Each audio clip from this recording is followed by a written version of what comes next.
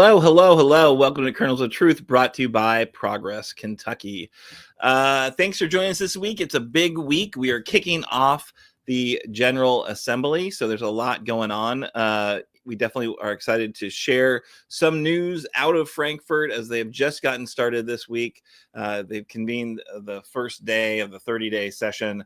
We'll hear what they've got their sights set on in Frankfort. Then really excited, we'll be reconnecting with founding Progress Kentucky member Kit O'Connor, who's been working for the past few years with a groundbreaking refugee resettlement program. They're the senior program officer at Welcome Corps. And joining them will be the Bluegrass Rainbow Allies, a community partner of Welcome Corps, and one of their clients. So really exciting show. So glad you've joined us. But first, are you ready to help create a more compassionate Commonwealth? It is clear, folks, we're going to need long-term power building to create better policies and better political outcomes here in Kentucky. We hope you'll support Progress Kentucky in our campaign to make that happen. Of course, there are two sources of power on the political playing field. That's money or people. So let us know how you want to help build that power. We're launching a new legislative committee as we speak. So if you're in Kentucky, if you're progressive and you're fired up to help bring more transparency and accountability to Frankfort, let us know and we'll plug you into those efforts. Or you can do the more mundane thing and make a contribution right now via our secure online website, Acting Blue to Turn Kentucky Purple. Super valuable, super appreciated, and absolutely something that can, help us get more work done. So yeah, go ahead and click the link, make a donation, help us out. Now let's go ahead and check in with our co-hosts. Let us know who you are, where you are, and what does your protest sign say today? Because remember, folks, we are not just some talking heads news show on the interweb. We are a digital demonstration for a more progressive Kentucky. So I'm Aaron. I'm coming to you from snowed in Childsburg and Lexington, where I just got the unfortunate news that my children will be out of school for another 2 days. So things are, it's not quite the shining yet, but we don't quite know where this is headed. So yeah, really excited though. My protest sign says, New Year, same old Frankfort. And now let's go ahead and bring in our co-host, Dr. Brian Clardy. How are you doing today, sir? Aaron, Happy New Year. Good to see you. Happy New Year and wonderful to see you as well, sir. Well, my sign does not quite say all work and no play makes Jack a dull boy. Not yet, anyway. We're about to hit snowpocalypse right now, but we haven't gotten there yet. My protest sign harkens back to more sunnier days in vacations in the summer, when my wife and I would be on cruises in the Caribbean, and we would spend several days cruising across the Gulf of America. Now, my question is, my sign says, are we going to do this again for another 4 years?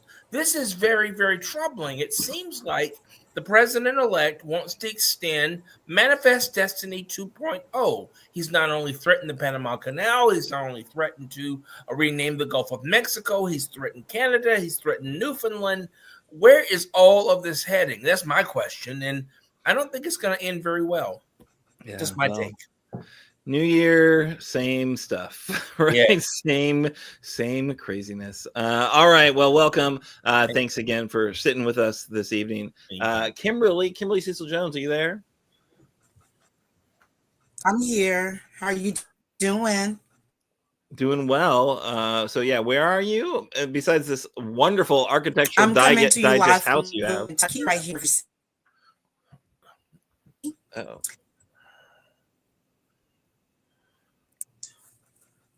I know, right?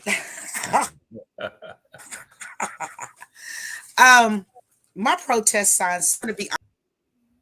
We're having some issues with Kimberly. Unfortunately, it seems like. All right, you're back. What's your sign say, Kimberly?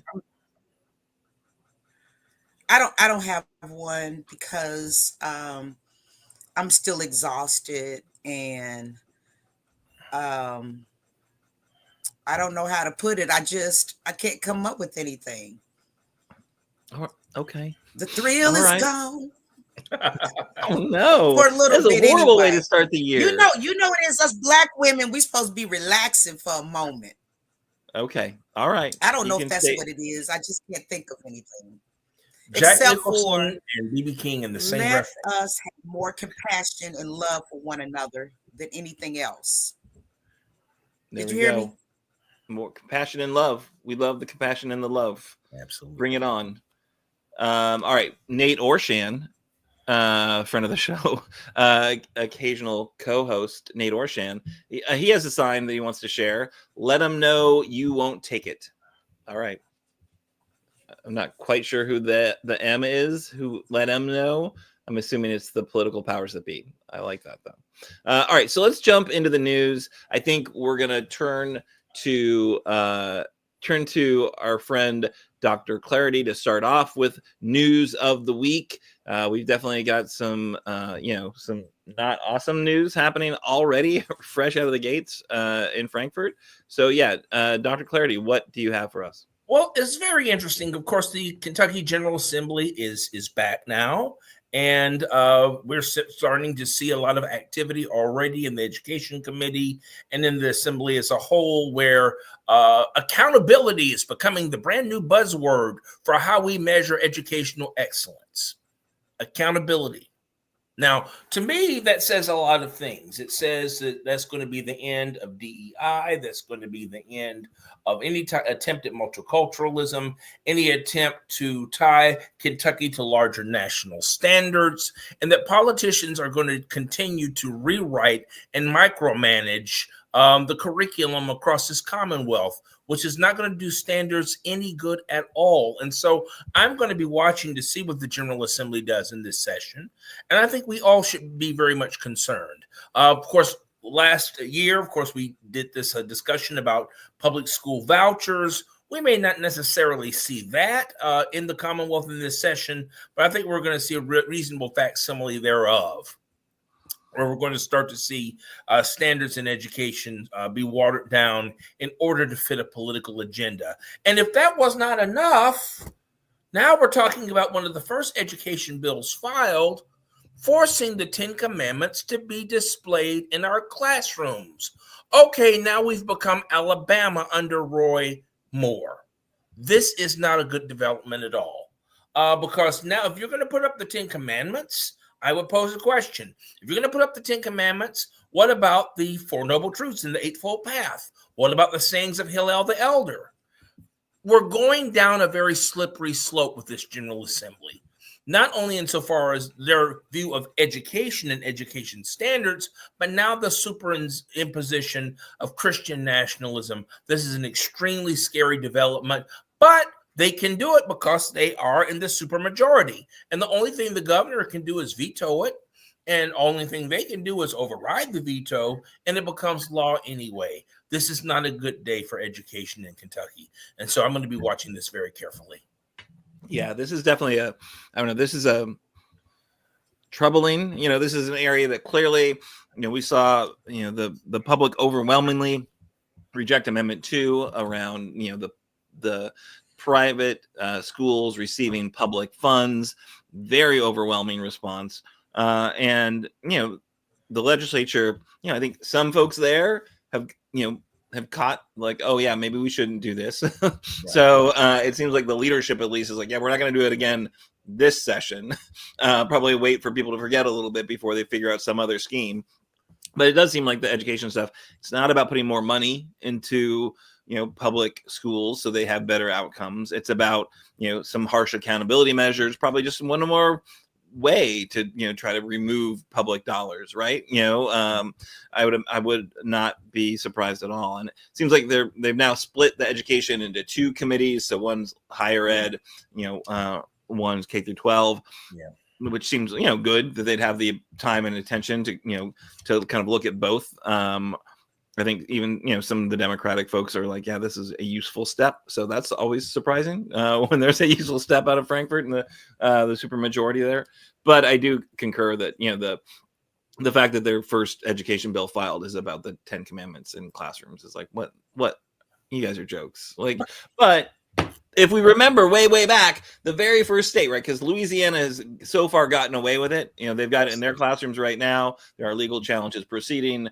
I'm sure they're thinking that, you know, when it gets up to the Supreme Court, this current Supreme Court might just allow it because they're so but yeah, the first state to really go down this road was Kentucky long ago, and the Supreme Court slapped it down. And now, you know, Louisiana is doing it again. And Kentucky's well, you know, me too. We want to do that as well. So just sad that that's where they're putting their time and energy out of the gates. But it's, you know, they call it a short session, but a lot can happen in 30 days. We'll need to watch very carefully. But here's my thing, Aaron and Kimberly. I see a sort of a backway attempt, this back channel attempt, not only to attack diversity, inclusion, and equity in education, not only to attack multiculturalism, but also an attempt to bring in theology, and not just theology in the broad intellectual sense, which I would have no problem with if we're studying theology as an intellectual construct, but now they're trying to force Christianity down people's throats. I'm sorry, the last time I checked, the First Amendment said that we all had freedom of religion and that there was a separation between church and state. Apparently, this General Assembly doesn't think so. Well, and I think a lot of people are convinced that this Supreme Court, you know, might not maintain such a strict wall between church and state, right? So one more chance. Yeah. All right. So speaking of DEI, I think that's actually something that Kimberly's story is going to touch on as well. But Kimberly, do you have anything you want to talk about those education efforts that are happening? Yeah, and I had true. I do have a comment that I wanted to make, Aaron. For what Kimberly, we are having, Dr. I think, more. Said. We're having some more like bandwidth issues for you. I don't know if you want to turn off your camera and see if it gets a little bit better. And what some churches do.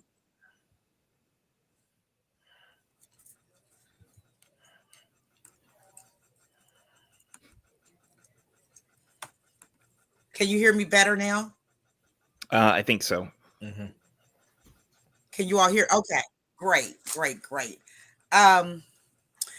So I was going to say, you talk about that, then we talk about how the government is involved in every facet of our lives, even how we worship, because churches do get 501c3 status if they apply, and they don't have to pay taxes.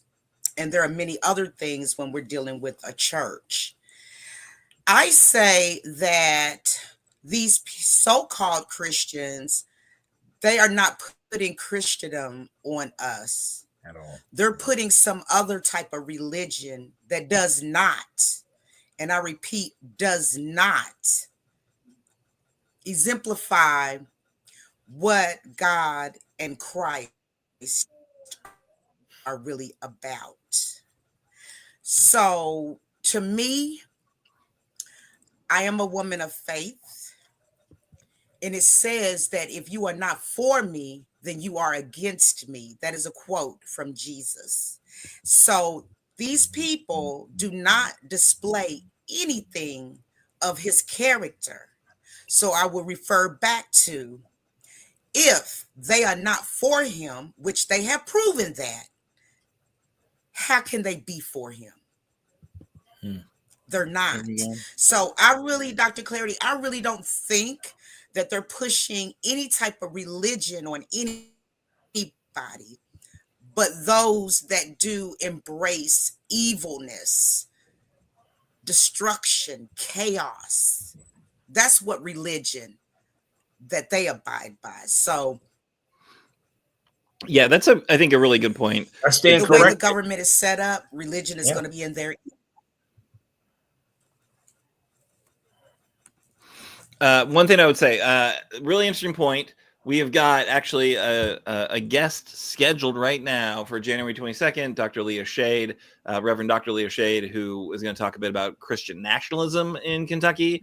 And I wonder if she's going to point to this 10 Commandments legislation as something along those lines. But yeah, absolutely excited to have that conversation in depth in future kernels Get of ready truth. for it to be worse.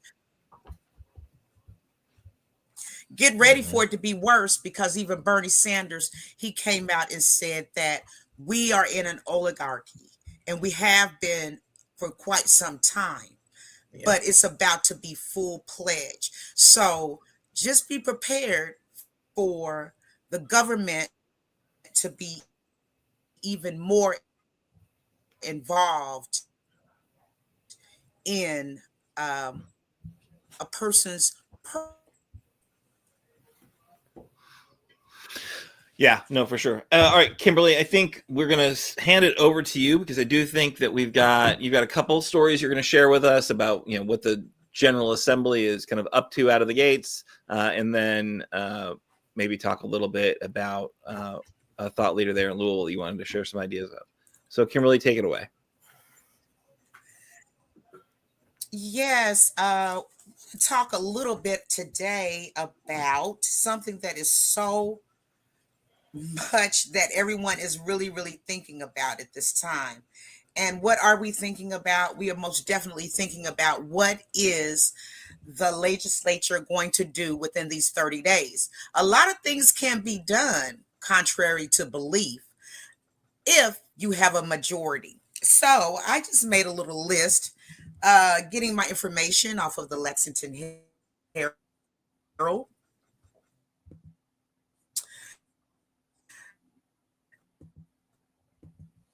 This particular session, these are some of the things that the GOP. First one we want to talk about is something that can be inclusive for everyone, and that's income tax cuts. Income tax cuts are 4% right now, and they want to make it 3.5%. Now, income tax cuts was 5% before 2022 until the passage of House Bill 8.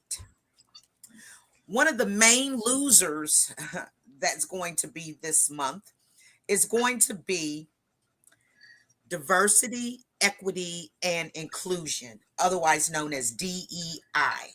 Last year, the Republicans completely eradicated the programs from both major universities in Kentucky. And your two major universities in Kentucky would be the University of Kentucky and the University of Louisville. Also, I won't go into education because Dr. Clardy, he did an excellent job on that. But this is something that is really great that our governor did, and he did not need the Republicans to do this. And that was our Governor Beshear making sure for Medicaid recipients that they had vision and dental care.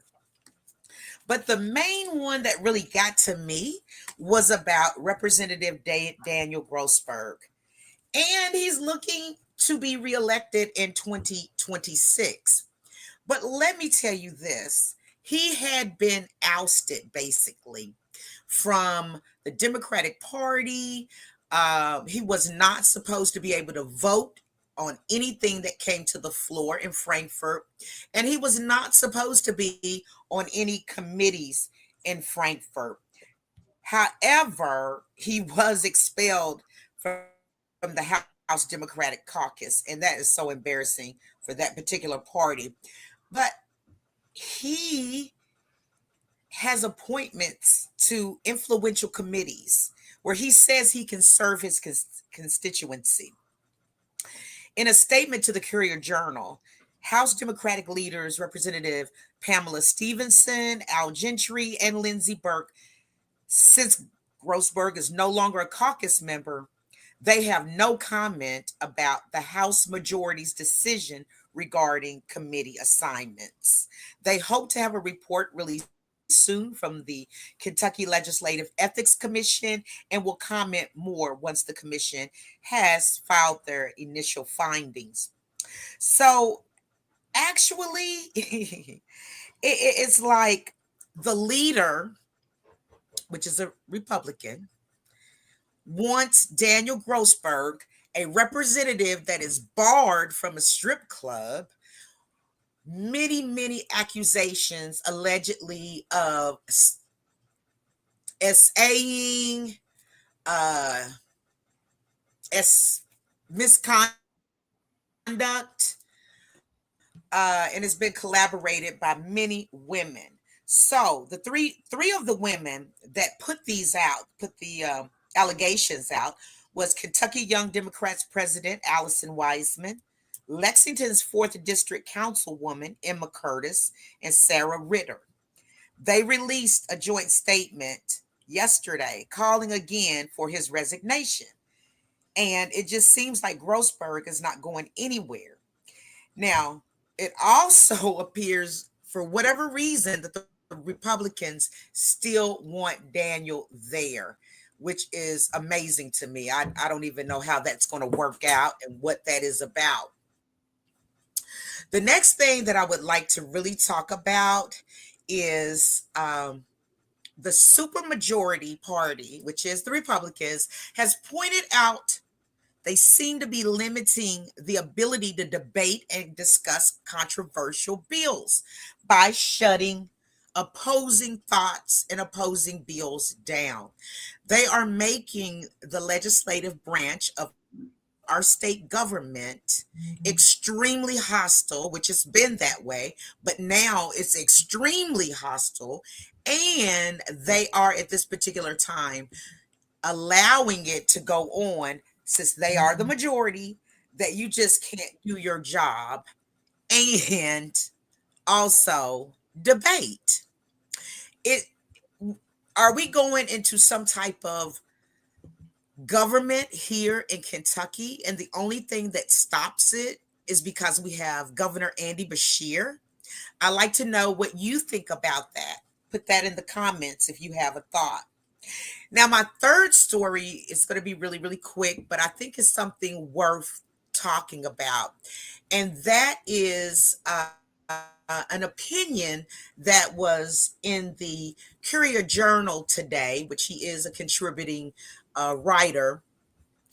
And it's really about how Dr. Ricky Jones, who's been a professor ever since 1998 here in Louisville, Kentucky. He came from Atlanta. He came up here for the job with the University of Louisville, Pan-African Studies. And Dr. Ricky Jones has always been known all around this particular state as a champion and guardian of civil rights for everyone. However, his focus has been upon we as Black Kentuckians. He has always spoke his mind without fear of repercussions because he believed that truth will prevail. Now, he has a change of heart, which is like blowing my mind. Dr. Ricky Jones says his dream of racial progress for Louisville and the University of Louisville, my alumni, has become a nightmare. And he says when he arrived in Louisville, he believed it conceivable that the city could be as brave and committed to racial progress as its most famous son, Muhammad Ali. Unfortunately, he says he was wrong. And he talks about in 2008, when President Jimmy Carter, God bless his soul, was on Stephen Colbert. And Stephen Colbert asked President Jimmy Carter at the time, what's the one quality required to be president? And President Jimmy Carter at the time responded, I used to think it was telling the truth, but I've changed my mind lately. So since Dr. Ricky Jones, he uses that example to say, going into 2025, he's changed his mind. He feels like those in Louisville should separate themselves like other progressive cities have in red country all over the America. Okay. So he just feels, and a lot of us feel the same way. what am I doing all this for? Because even his grandmother said to him, let those people be. They act like the white people and the black people act like they don't have a problem really with what's going on. So there we are, gentlemen. What say you? Yeah, I'm just looking at the piece now, and it definitely, you feel the sense of, as he writes, like the heartbreak that Louisville and Kentucky have not progressed. The sense of hope that he had when he showed up. I mean, and he's got a long list of amazing civil rights leaders, from the past. I do think I don't know. I think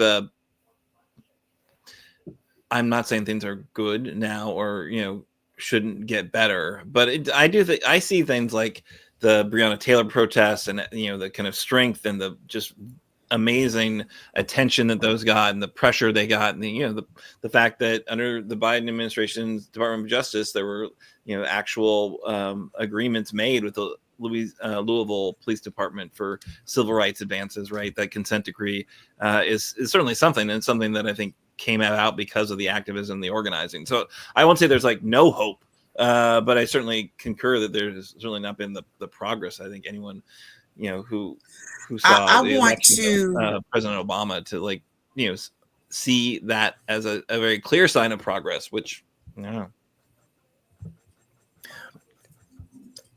I have a little bit of a different question to ask. It just seems to me, with everything that, everything, all the moving pieces that are coming together in the country right now, and, Dr. Jones is sadly enough spot on that there are some people that have become complacent and comfortable and feel that no more progress can be made.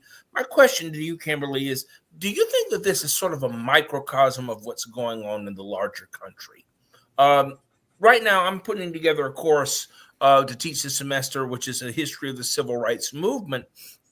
And as I was putting together the syllabus today, one of the things that I stumbled upon as I was moving past 1968 is that it seemed as we move forward, we seem to have hit a brick wall, especially with the rise of Obama and his election to the presidency. Right after Obama was elected, we started talking about a post-racial society. And of course, there was a huge backlash to that, or as Van Jones said in 2016, a white lash. Is what Ricky's talking about in Louisville? Don't you think that that's what's going on in the larger country as well? Or are there some exceptions? Please help me with that. There are some exceptions, such as Atlanta. That's where Dr. Ricky Jones was born and bred, in Atlanta. So he understands, living in a majority red state, how Atlanta has, separated themselves, right, from the rest of Georgia. Not that they're not Georgians, but they're more progressive and they stand on business. When you look at Chicago, they are going to separate themselves from a lot of the I'm going to say uninclusive situations in Illinois. I'm from Illinois. When you look at Indianapolis, for Indiana, when you look at Cincinnati, which Cincinnati has had decades and decades of problems and riots. People rarely talk about Cincinnati, but I bet the people in northern Kentucky, right there across that bridge, have a lot to say about how they are treated in those particular areas. I used to live in Cincinnati, I know. So when you look at Texas right now, there's been some places that Black people would say is the Mecca, and it kind of goes in different seasons. Like, remember, it was like everybody was moving to Atlanta. It was all of these opportunities for Black folks. Then they were moving to Virginia Beach. It was all of these opportunities for Black folks. Now they're moving to Houston, Texas, because they feel like it's more opportunities for Black folks. So there are cities in this country that separate themselves from the rest of the particular state that might not be so progressive or racially intelligent. I'm going to say racially intelligent. So this is a big problem. here in Louisville, Kentucky. And now that we've got some of those Republican state representatives that are now on the city council here in Louisville, and now when people don't have to tell you what party that they come from for the mayoral and the council seats, it's going to be interesting to see what happens at that point. But I feel what Dr. Ricky Jones is talking about, being someone that was always out there protesting, frostbit almost, fingertips in the cold and the snow and the ice. And sometimes you just feel like you're not getting anywhere. The systems in Jefferson County are so different from the rest of the state, as well as Lexington would be different. But Jefferson County, Louisville here is completely different. It's like everybody's acting like the civil rights movement of 2020 didn't happen. And then everybody has become complacent. And I think a lot of that is coming from exhaustion. It's pretty hard to fight every day for yourself and others as well. That makes a lot of sense. All right, so we've gone a little bit long, and we really do want to I hate to cut this conversation short for sure. The links to all those stories that Kimberly ran through and Dr. Clardy ran through are in the chat. They're in our they're in our show notes, so you can always like drill down and dig in on your own. But we are going to move on now. Very excited to get to our interview. Welcoming back Kit O'Connor, founding member of Progress Kentucky, and even before that, we were the Mitch McConnell Retirement Committee, so very actively involved for a very long time, and then moved on, and we were sad to see them go, but really doing important work with Welcome Corps, which is a project of the Community Sponsorship Hub. And we're going to bring in Kit, then we're going to bring in the community partners, and then the actual the clients for the project as well, and really hear about refugee resettlement and a different model for doing it. So Kit, so glad to have you back in the conversation. How are you doing this evening? You know me, I'm always doing great. I mean, if I bring anything, it's a good mood and a little disorganization. So. No, you don't need to bring your own disorganization. We got plenty on our end. We were not looking for more, but appreciate your good mood for sure. Yeah. And the interesting thing is the reason I stepped back from Progress Kentucky is because of Welcome Corps. So all good stuff. All good stuff. Do you want me to why don't I just start real quick with a definition of what a refugee is? Awesome. And then possibly just sort of go into it, just take like maybe a couple minutes before you move in. I'm super excited about your other guests and can't wait to actually hear from them tonight too. But I just wanted to set the stage. A refugee, bottom line, a refugee is somebody who is seeking safety, right? A refugee is someone who has been forced to flee their home country and seek safety in another country. And they've been forced to flee, because of persecution or violence, but they've gone from their country to another country because it's not safe where they are. And that's really important to understand. But then what's the scope of the problem or the scope of the situation? There are over 117 million. You heard me correct. 117 million forcibly displaced people in this world right now. Of the 117 million, let me look at my notes here. Over 31 million are considered refugees. So when you think about 31 million people who have been displaced from their home country, it's huge, right? It's big, and it feels overwhelming. And that's one of the reasons I love my husband. I love my life. I love Welcome Corps. I love our colleagues. I love our State Department colleagues. I love what we do. And the reason why is it's a different kind of solution. Welcome Corps is a State Department program that was launched in January of 2023. I started at Community Sponsorship Hub before it was even created. Welcome Corps was even created. So yeah, I'm kind of old. By those standards. But it's a way for communities to welcome refugees. So before Welcome Corps, you would have to go through what are called resettlement agencies, and they still exist, and they do an amazing job. As a matter of fact, former colleagues at Kentucky Refugee Ministries, where I was a victims advocate for a while, I adore those folks, and they do great work. They're in Lexington and in Louisville. But now you don't need to go, refugees don't necessarily have to go through a resettlement agency. All you need is yourself and at least 4 other people, and you can form what is called a private sponsor group. And so the Bluegrass Rainbow Allies will be on later are a private sponsor group. And when you do that, you for lack of a better term, you jump through a few hoops, right? You need to raise a little bit of money. You need to take a course that sort of shows you how you're going to support the refugees when you come over and welcome them. You have to apply, and all that can be found at welcomecorps.org. So Erin, put that in the chat if you haven't already. And so once you're certified, then you can welcome a refugee. You can say, do you want a family? Do you want one person? Do you want up to 10 people? You can do all that through the Welcome Corps application, which is where I come in. I get to work a lot with the Welcome Corps application. So it's a truly groundbreaking program. One thing I want to make clear, though, is refugee resettlement has always had bipartisan support. It always has. And the United States has a really rich history of welcoming refugees. So this isn't just like, it's a new program, but welcoming refugees is not new to the United States. We're actually really good at it.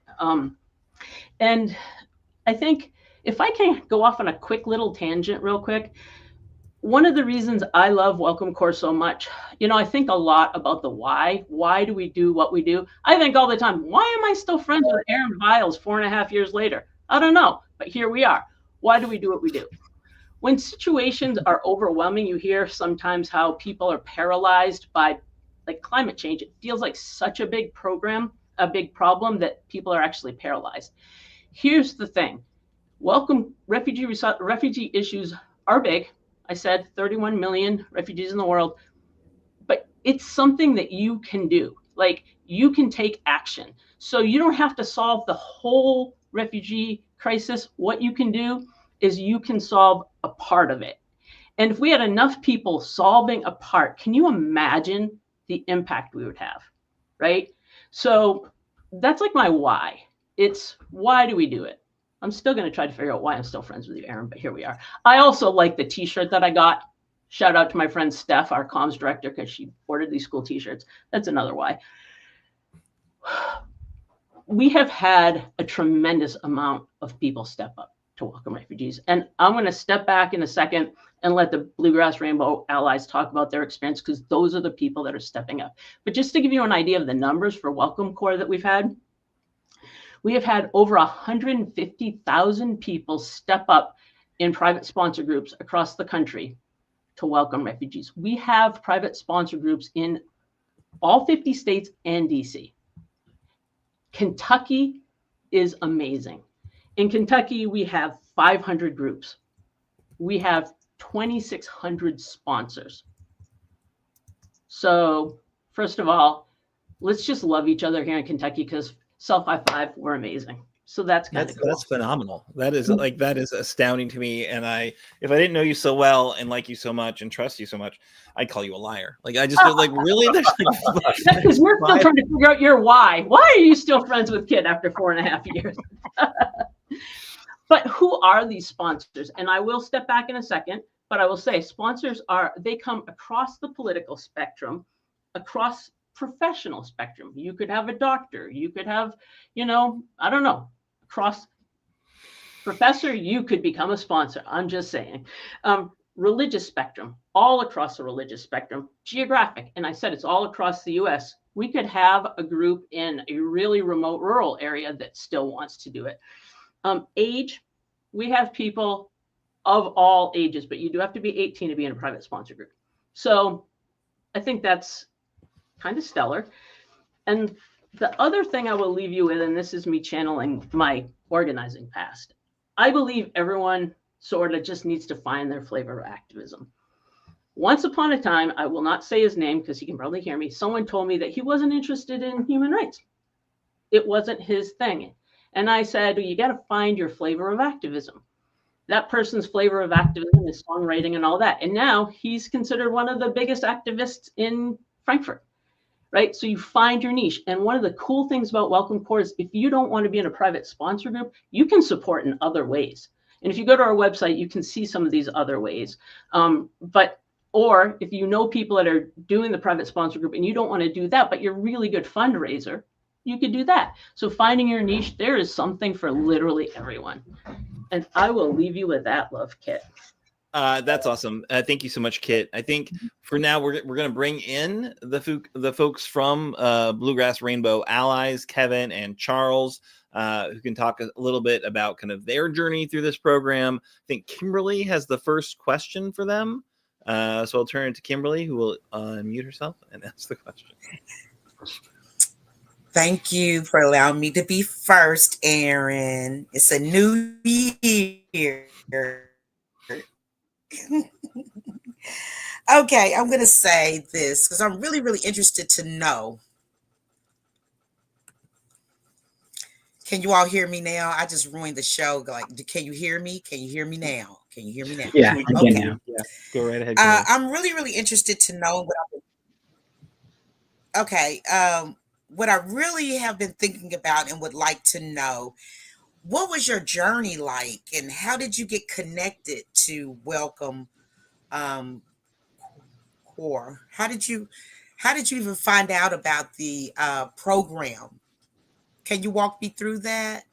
How you got here, and then how you got connected with the program? Yeah. So 2 members of our group are actually former refugees. One member, Angelique, used to work for the local refugee resettlement agency. And another one of our members works for the community college, where he leads programs directed towards refugees. So our group has always had an interest in helping refugees, but what really sparked us to action was the Ugandan Anti-Homosexuality Act of 2023. And that act imposed a life sentence for homosexuality, and for repeat offenders, there was a death penalty. So that really woke us up to not just in Eastern Africa, but what LGBT people are facing all over the world and how they really needed our help. How we got connected with Welcome Corps specifically, a friend of Charles's works for a Canadian charity called Rainbow Railroad that resettles refugees in Canada. So that organization, he was looking for volunteers in the US, and he connected us with Welcome Corps and actually guided us through the process for applying, making our plan, our welcome plan. And most helpful, they helped us fundraise and apply for grants, which was really crucial to our success. Awesome. Thanks so much, Kevin. I think the next question is from Dr. Clardy.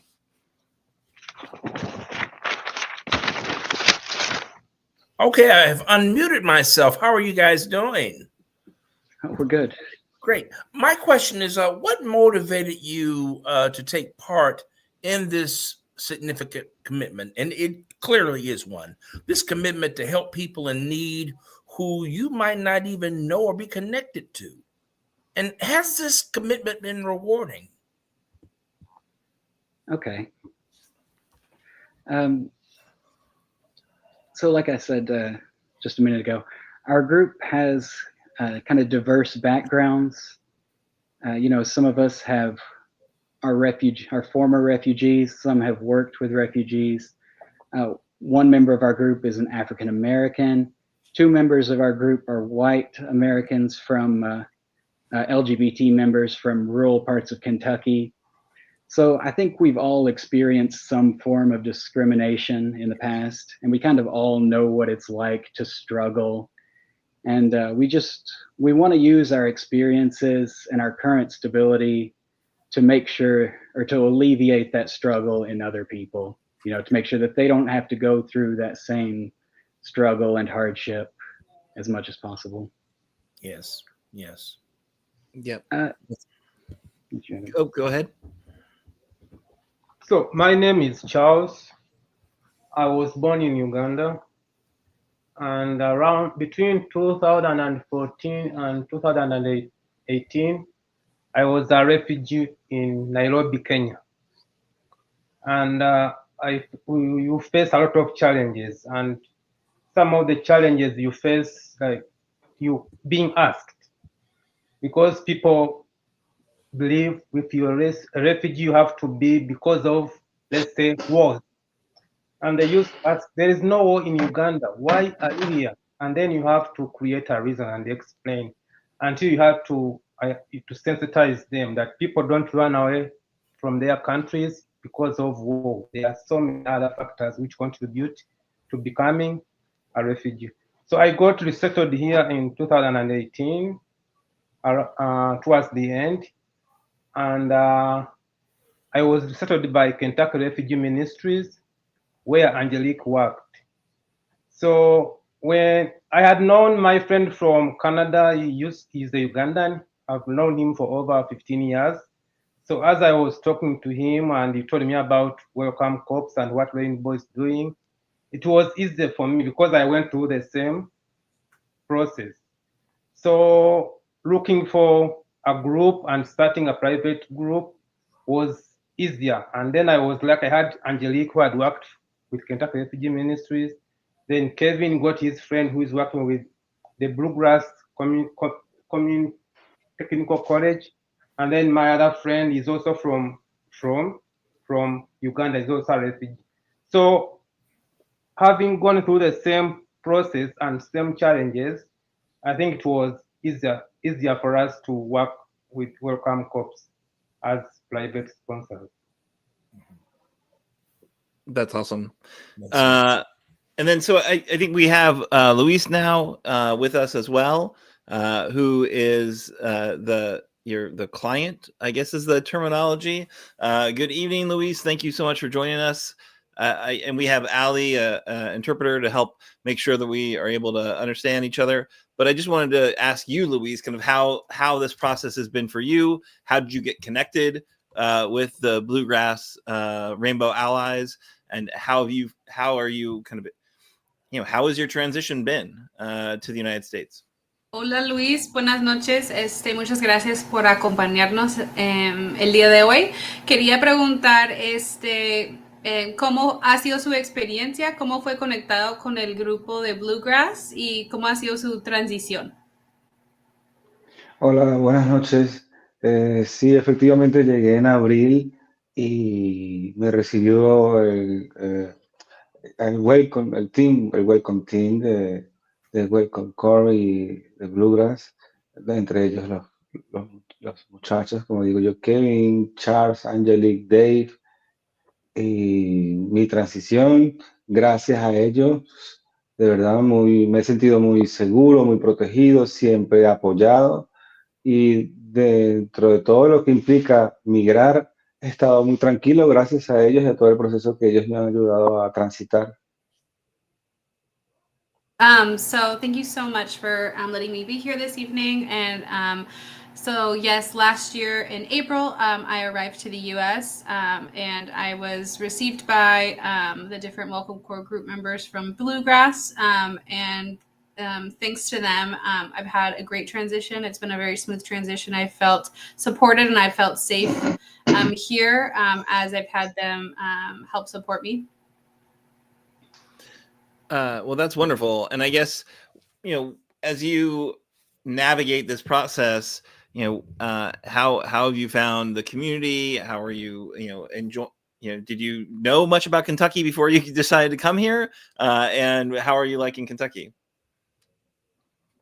Qué maravilla, pues muchas gracias. Y pues, ¿cómo ha sido navegar este proceso desde que ha llegado a Estados Unidos? Y pues, ¿cómo ha sido su comunidad? ¿Usted conocía algo de Kentucky antes de llegar? ¿O cómo ha sido llegar a este lugar? Bueno, comenzando por la última pregunta, conocía de Kentucky muy poco, solo lo de los caballos, porque es un deporte muy So I popular didn't really en know anything Latinoamérica. about Kentucky, just that I just knew about the horses before I arrived.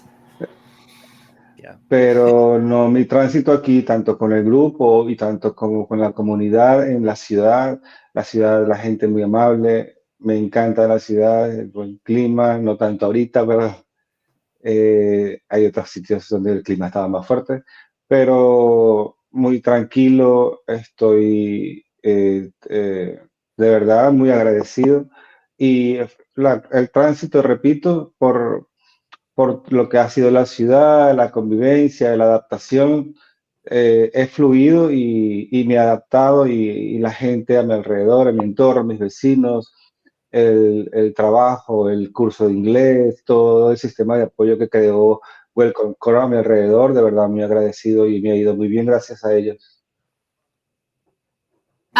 So my transition here has been truly has been really good. I was received really well, and so far my community is a great place to be. The weather's not so great right now, but I know that it's worse than some other places in the U.S. And I've just been really well received, and I've just had a lot of support navigating different things in my community. I've had a great time connecting with people in the community. My neighbors have been really kind. Other members have been really kind. It was great. I was connected to a job, my English classes, and I've had a great transition so far.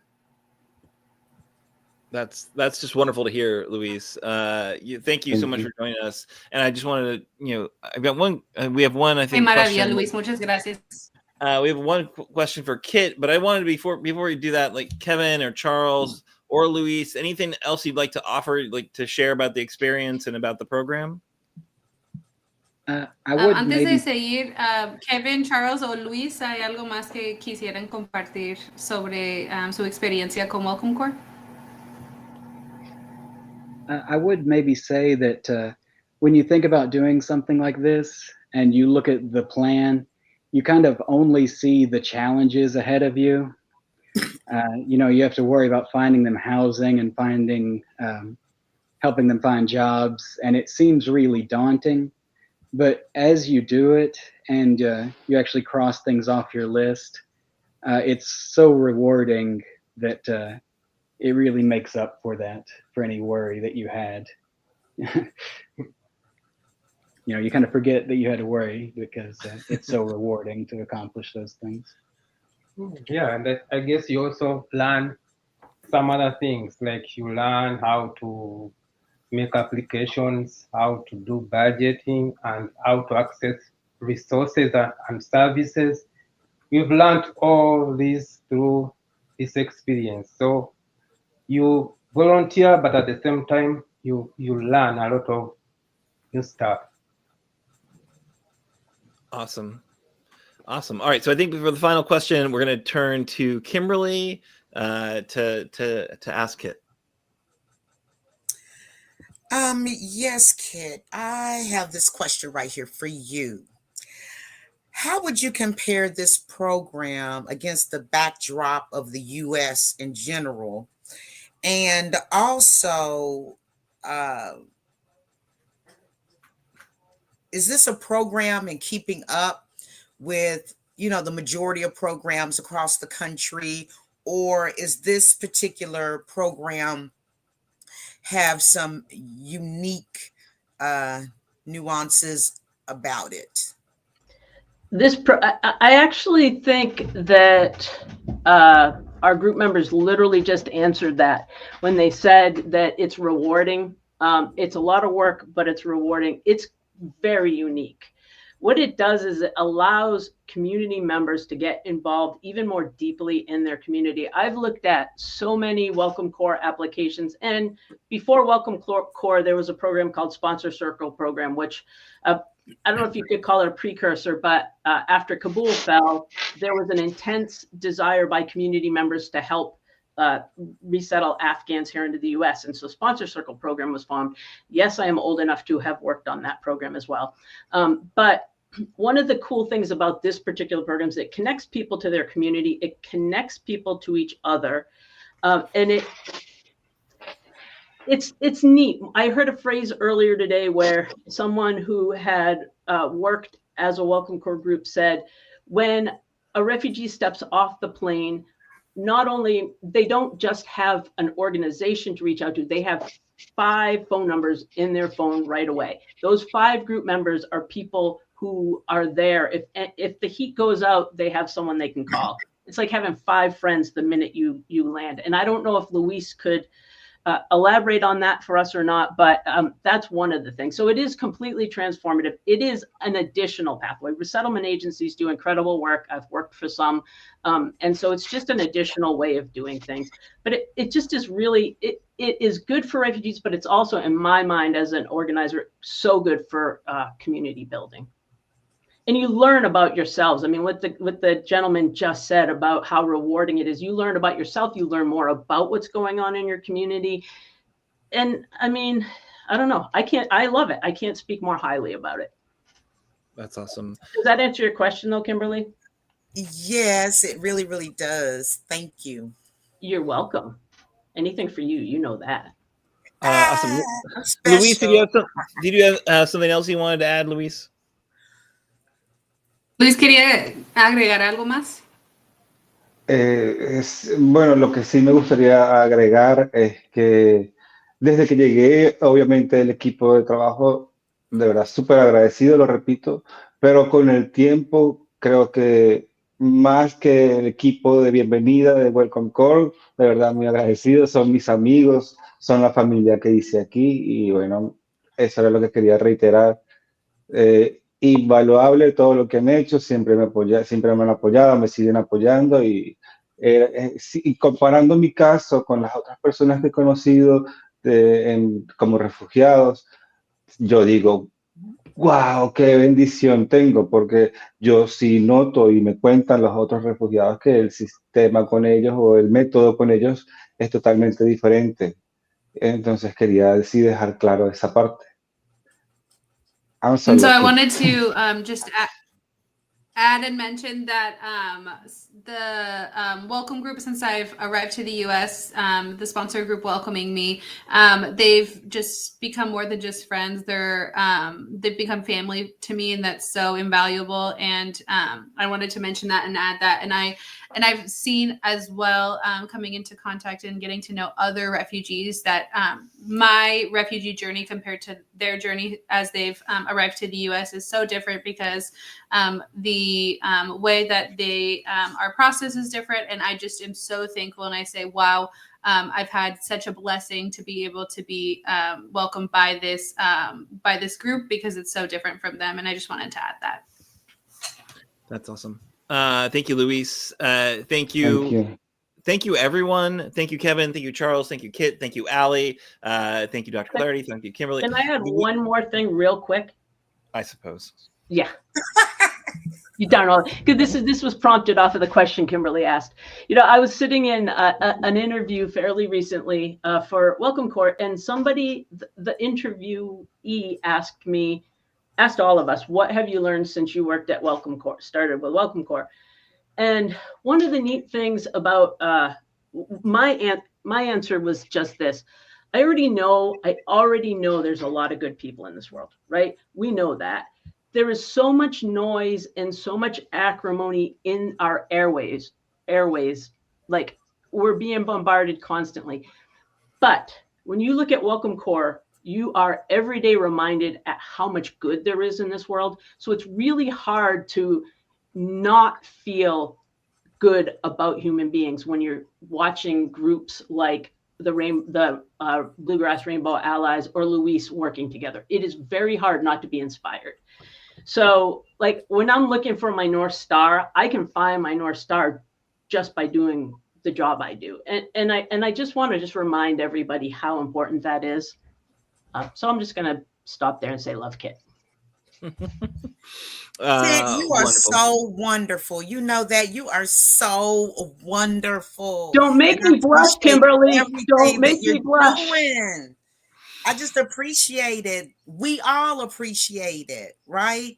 And I'm glad that you told us what the exact definition of a refugee is, because Aaron may remember this during Hurricane Katrina and afterwards, all the folks down in New Orleans that were, a darker tan, all the major news and everything, they were called refugees. And I even said to myself back then, how can they be refugees when they're American citizens and they just lived in New Orleans? But they were called refugees. So then I was like, well, maybe they are, So I'm glad that you clarified that for me today.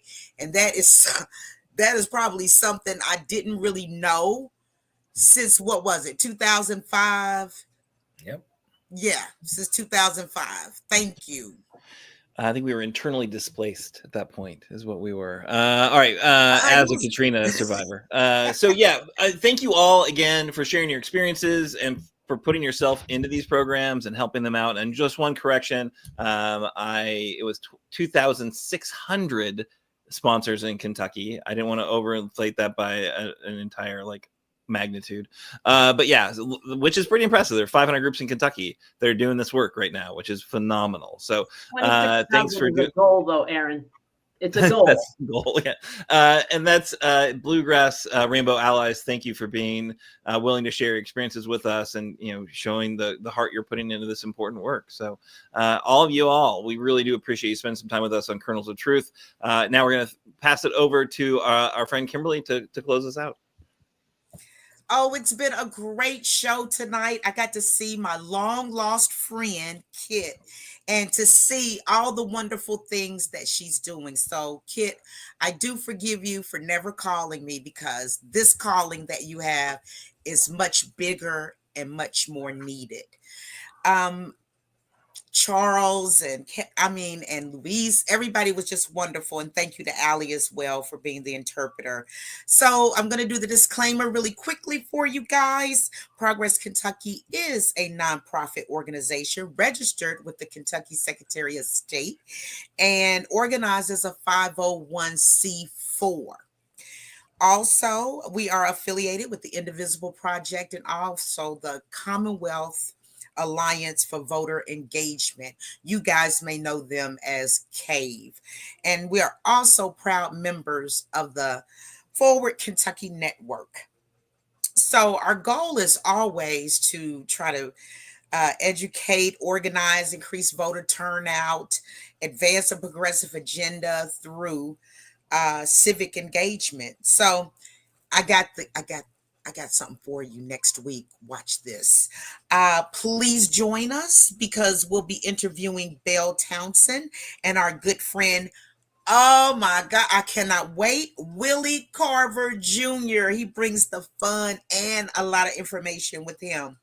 And he's going to be talking about the exciting rural authors poetry collection that he has called Discarded.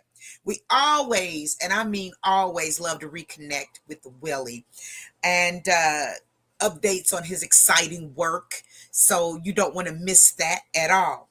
Production of episode 192 was by Aaron and Nate Orshin, who I love to call Nate Dogg. And talking about him, he wrote and performed our theme song. And you can find more information about Nate's songs on natosongs.com. That's NATO songs.com. You got to go there. I'm telling you, he is dropping the hits, okay? And he's got a new song that's going to be dropping as well. Hopefully one day we'll get to do that duet together.